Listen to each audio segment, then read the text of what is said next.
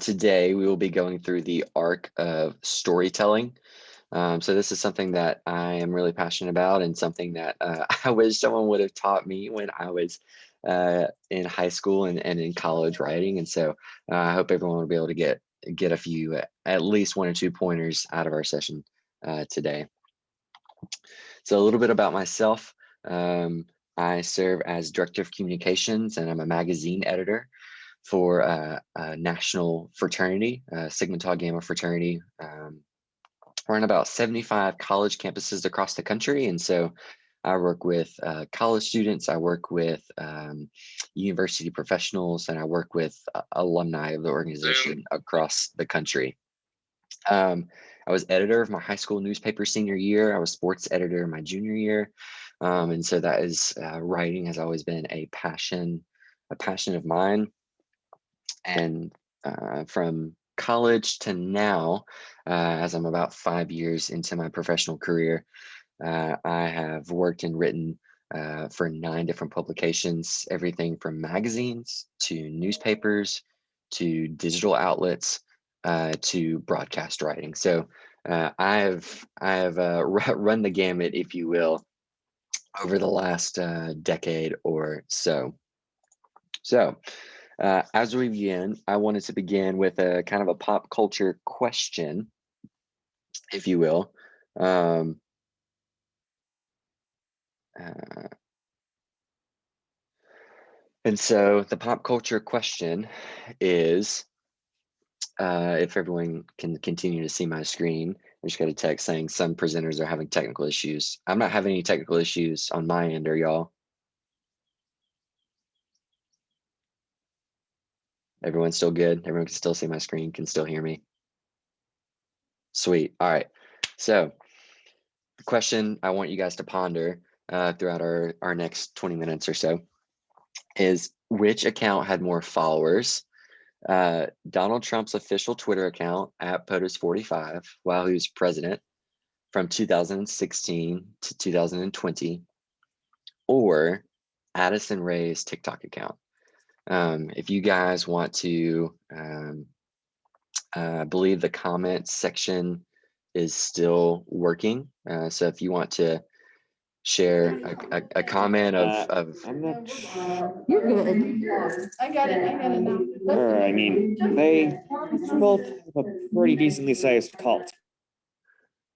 Yeah, so it's definitely an interesting question, and I definitely wanted to keep it in the pop culture vein with someone who is very popular and then someone who definitely did have a cult-like following while they were in office. So as we continue to go through this, I want you guys to think through that and think on that. All right, so the arc of storytelling. Today we're going to take a look at the arc of storytelling and really how to draw that listener, reader, viewer in. We'll go over some key points and then some takeaways at the end of this as well for you all. So I found it very ironic that the beginning speaker, Michael McCall, actually mentioned this individual's name, Kurt Vonnegut. He was a wonderful author, wonderful storyteller of the 20th century, and he kind of pioneered what a lot of individuals see as kind of the most popular shapes of stories as they're written today. And so, as you guys can see from the screen, there are 7 or 8 different really shapes of where a story can go, and it's Kurt Vonnegut actually made this his master thesis while he was attending the University of Chicago back in the day. And so these are the ones of your typical arc of a story, if you will. Man and Whole, that one's pretty self-explanatory, I hope, is you've got the character, he falls down not into a literal hole, but he goes, he finds himself in a bad situation, bad place, etc. And then makes his way back up by the end of the story, by the end of the narrative. Boy Meets Girl, That one's pretty self-explanatory too. One character meets another main character, falls in love with him, and then they go on this journey together, back from bad to worse. So that's when a character uh, begins in a bad place, and then every decision they make throughout their journey, throughout the narrative, just continues to put them in a worse and worse position. Basically, every life in the Omega Sanction dark side he uses. I got some thumbs up there. That's awesome. The next one is Which Way is Up. So this is where the character of the story is making some decisions throughout his or her journey, but you've got no idea if it's good or bad for the main character. Sometimes it turns out good, sometimes it turns out bad. Um, creation story, Old Testament and New Testament are all very, very similar. And so it's essentially individuals that are the main characters, if you will, that are part of the narrative, are created from this deity, from this godlike figure. And in the Old Testament version, the godlike figure puts them in certain circumstances that tests their will, if you will. And then in the New Testament version, this deity puts them in circumstances where they're almost set up to fail. And then at the end, this deity gives them grace for failing, like they're better for it because of their failure. And then the last one is Cinderella. Everyone knows the Cinderella story at this point, right? It's someone starts off in a bad place, and it's the continued trajectory of moving their life forward, and then Disney Cinderella's case, finding that gold, or the glass slipper, not gold slipper. What am I? The glass slipper. So those are the eight shapes, and really, like I said, you compare the creation story, Old Testament, New Testament together. So it really makes six shapes of stories. So you guys are like, Greg, that's awesome, but how in the world does that help me with drawing a reader and helping create an arc for whatever you're writing? So there are three important things that have continued to come up in my writing over the last decade or so, and things that have drawn me in personally to a podcast, docuseries, book, etc. So we're going to start with, they're clearly labeled thing 1, thing 2, and thing 3. I like to keep it simple. So thing 1, create a trigger and make it relatable, right? So that seems pretty self-explanatory, right? But you would actually find it hard to believe that a lot of people think it's so self-explanatory that sometimes they just miss it in whatever they're writing. So one of the things, examples I wanted to use is Harry Potter. Whether you've read the books, watched the movies, listened to the various spin-off podcasts, whatever it may be, you know at least a little bit about the story of Harry Potter, and some of the things that he went through in the book series and the movie series, which are some of the most iconic over the last 50 years or so. So in this, specifically with the first book, which is The Sorcerer's Stone, what are some triggers in that book? What are some triggers in that movie as you watched it or read it? One is in the first 20 minutes of the movie, first 50 pages of the book, something like that. Harry visits a zoo with his family, with his aunt and uncle and cousin. Everyone at some point in their life has been to a zoo, whether it's a petting zoo, as some people consider pet stores somewhat of a zoo, right? Or the traditional sense of what you think of when you hear the word zoo. Everyone can go back to that point where they were watching the lions and tigers in the safari, or they were trying to interact with the orangutans in their habitat, Or having lorikeets jump on your back while you're trying to give them nectar.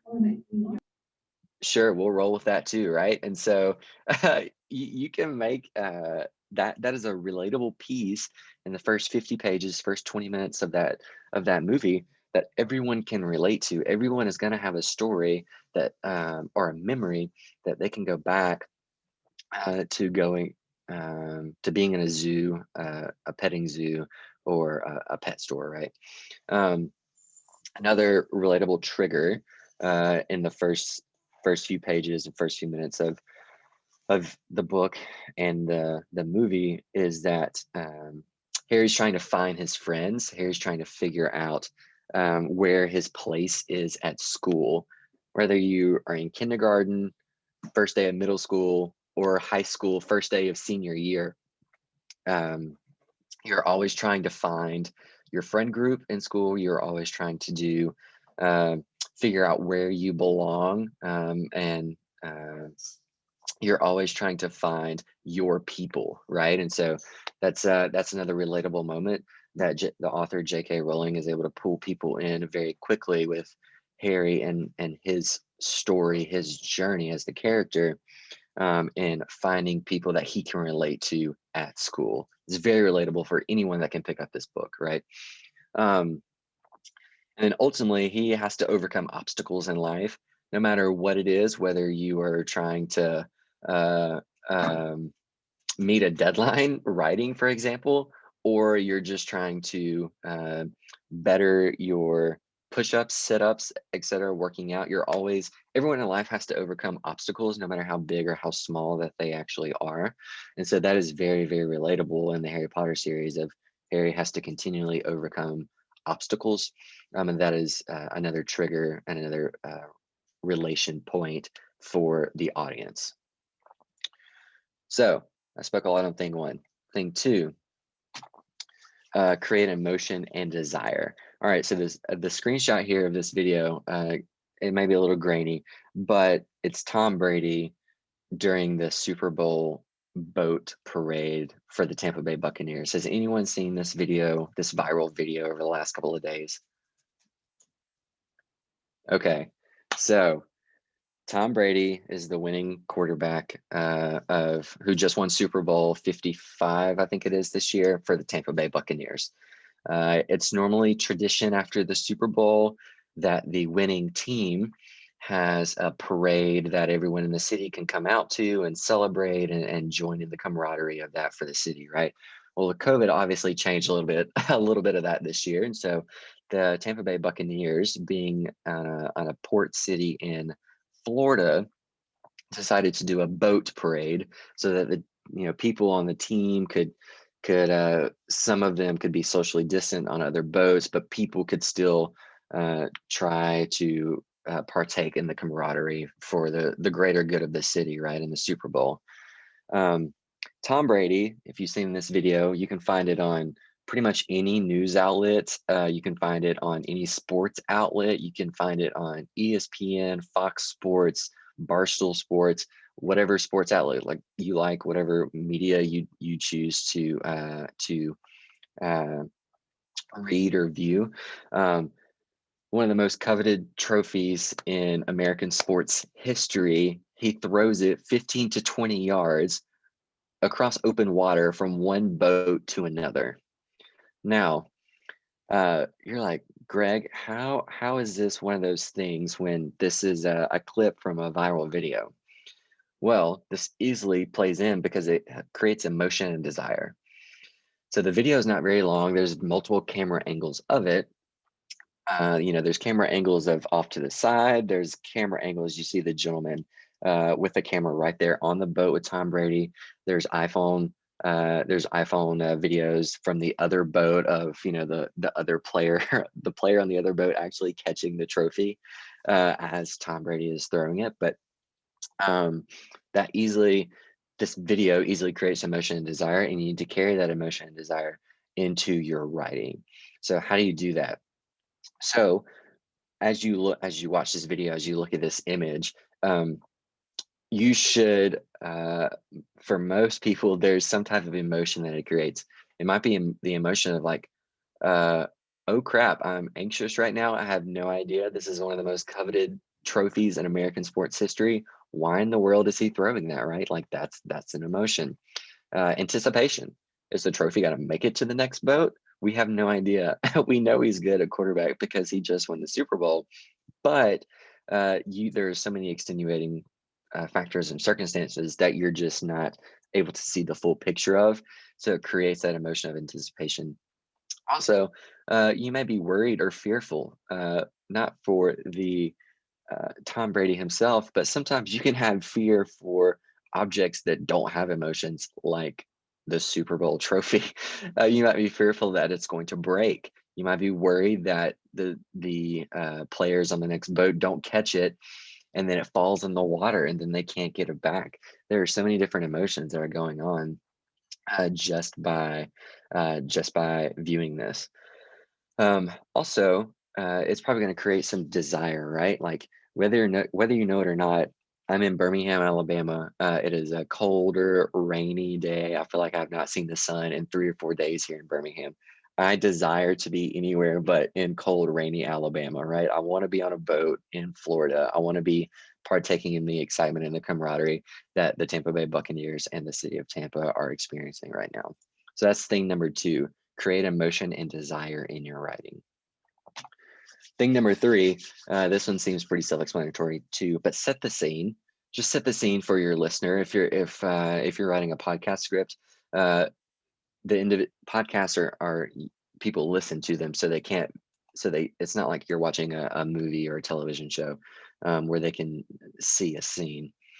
Same with a book. If someone's reading it, so you really have to paint the picture for them with the words that you write. So be as descriptive as possible for the main characters, the characters that you're talking about or discussing. What are their clothes? What's their eye color? What's their hair color? How tall are they? Are they muscularly built? Are they skinny? Are they wearing glasses? All those different descriptors that go along with the character can really help paint the picture for your reader or listener. Also, don't forget about the surroundings of the characters. Is it hot? Is it cold?